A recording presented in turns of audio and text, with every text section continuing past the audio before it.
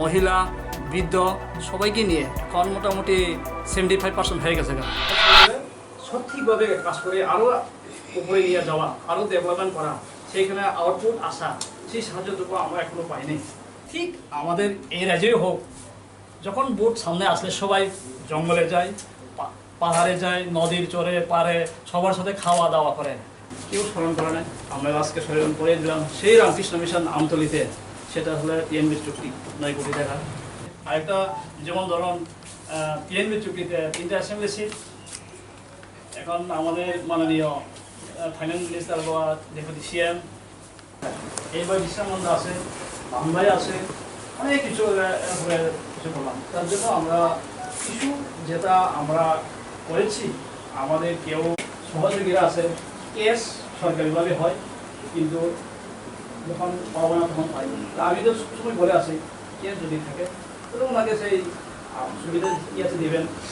আজকে আমাদের TUIPCর পূর্ণাঙ্গ কমিটি গঠন করার জন্য আমরা এই মিটিংটা রেখেছি, এবং পূর্বে ছিল পূর্ণাঙ্গ, এবং মাঝখানে আমাদের রঞ্জিতদা ইনঅ্যাক্টিভ হওয়াতে আমরা পূর্ণাঙ্গ সেই কমিটি মিটিংটা হয়ে গেছে।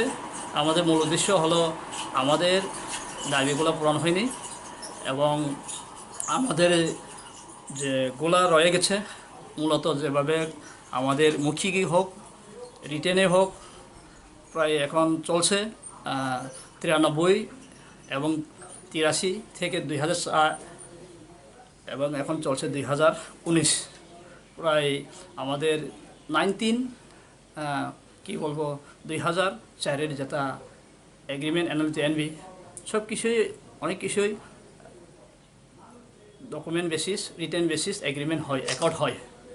সেই জন্য এগুলা ফুলফিল বলতে শিক্ষার ক্ষেত্রে এবং আইনের ক্ষেত্রে এই দুটোই সবচেয়ে মূলত এখন আমাদের অসুবিধা হচ্ছে রিটার্নিসদের। কারণ আমাদের যেভাবে রাখা দরকার এবং যেভাবে দেখার দরকার সেভাবে উচ্চ শিক্ষিত হয়ে গেছে অনেক আমাদের ছেলেরা, এখনও ভালো স্কুল ভালো কলেজে তারা কাছ থেকে সুবিধা পায়নি, এবং আমাদের ক্যাডার্স, আমাদের সহযোগী, তাদের জন্য কোটা দেওয়া হয়নি, এবং ভালো স্কুল না পড়লে, ভালো ছাত্র না হলে তো টেস্ট দিকে না, সেই সুযোগ নাই। শুধু আমাদের ক্যাডার নয়, আমাদের রাজ্যবাসীর অনেক বিপিএলদারি কাঠ, তারা সেই সুযোগ পায় না।